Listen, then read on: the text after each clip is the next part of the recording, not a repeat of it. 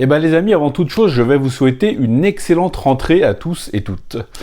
Et pour bien commencer cette nouvelle année, laissez-moi vous parler d'un actionneur particulièrement vénère et bien efficace, venu d'Inde, qui se passe entièrement dans un train. Je parle bien entendu du très attendu Kill, qui fait l'ouverture de l'étrange festival aujourd'hui.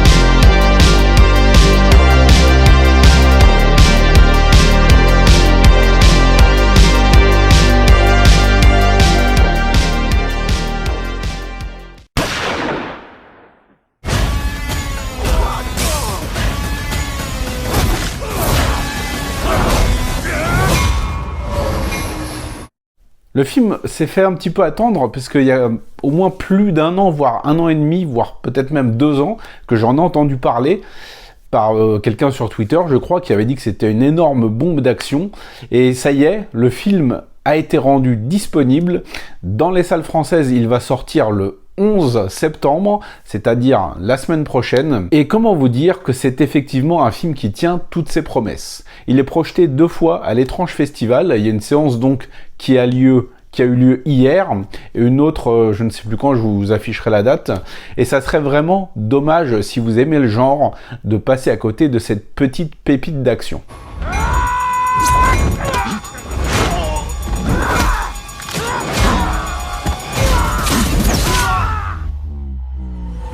C'est le 5e film du réalisateur Nikhil Nagesh Bhatt, j'espère que je le prononce bien, et c'est le premier rôle au cinéma d'un acteur qui s'appelle Lakshya.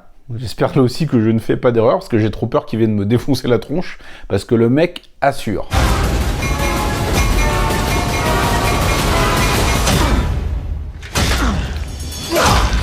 We hope you enjoyed the ride. On l'a vu dans une série télé seulement, et là c'est vraiment son premier rôle officiel au cinéma, et il s'en sort vraiment très bien.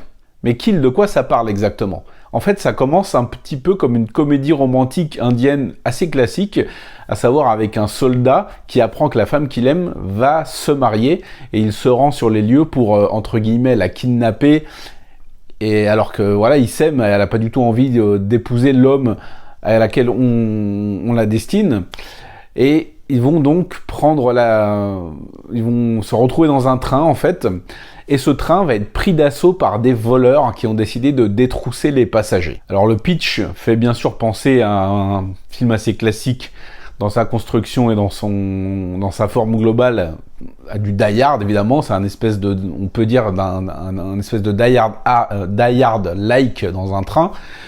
Beaucoup de gens disent que c'est The Raid dans un train ou John Wick dans un train, mais je trouve que le film est bien plus que ça. Il a une brutalité et une viscéralité que n'ont pas les films John Wick, même si je pense qu'effectivement, côté violence, on peut un petit peu tutoyer les films comme The Raid. C'est très resserré, ça dure 1h45, et c'est effectivement une longue baston d'au moins 1h20, quasi ininterrompue. C'est produit par Karan Johar, et l'un des gros points forts du film, c'est la gestion de l'espace, évidemment, puisque l'essentiel de l'action, voire la quasi-totalité, va se dérouler dans un train. Tout en longueur avec des compartiments, mais avec juste, vous savez, c'est les trains en Inde, donc il y a juste les couchettes sur le côté et un long couloir central. Il n'y a pas du tout de porte qui ferme, à part entre les compartiments et les sanitaires. Et on se demande comment l'action va pouvoir être à la fois divertissante et bien chorégraphiée avec un seul lieu unique. Et il y a eu un très bon taf de fait niveau chorégraphie, niveau gestion des combats, gestion de l'espace, parce que c'est jamais redondant.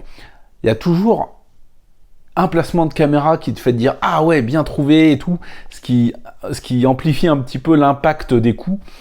Et je trouve que c'est une violence assez réaliste, assez brutale, assez sèche.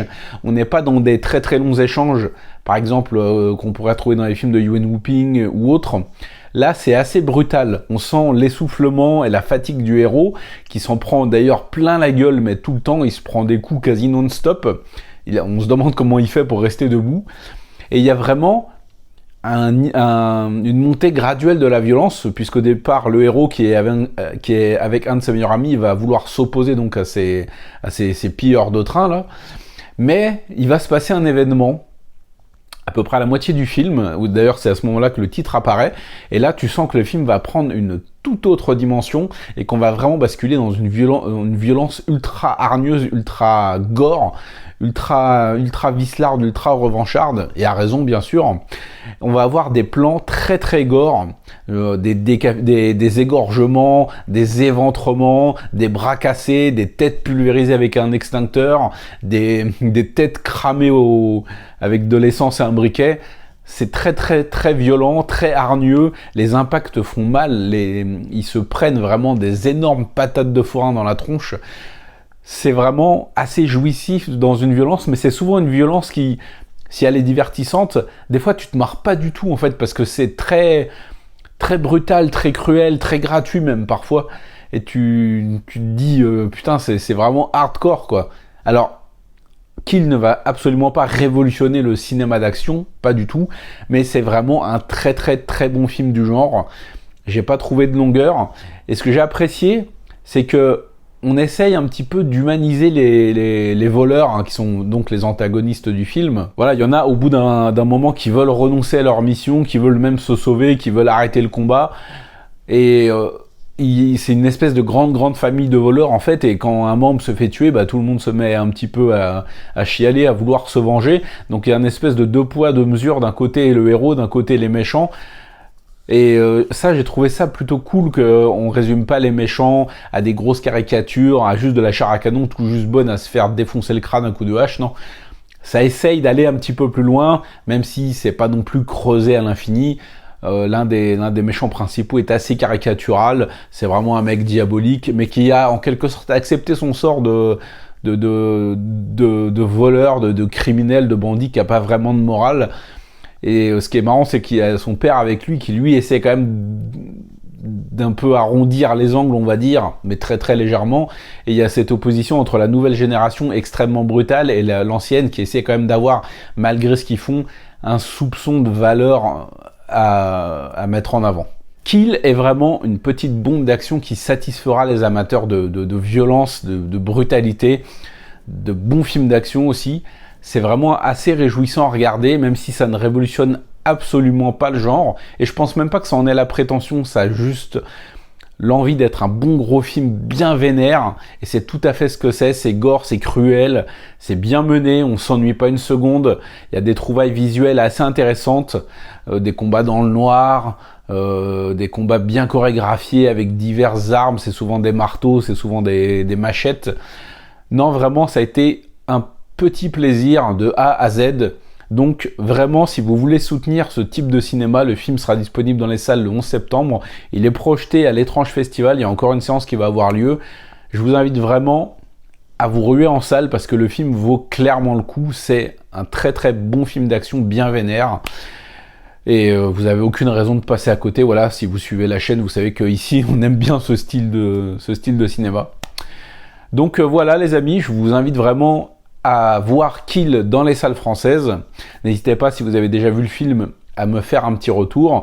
Si je vous le fais découvrir par le biais de cette vidéo, c'est toujours pareil, vous me donnez vos avis en commentaire, qu'on puisse en discuter. Et nous, on se retrouve très très prochainement, puisque je pense que dimanche sortira la critique de Goat avec Vijay Talapati, que je vais voir au Grand Rex samedi soir. Donc on se retrouve à ce moment-là pour parler de cinéma asiatique, parce que vous savez que ça déchire. Ciao, je vous laisse, j'ai pas envie de rater mon train.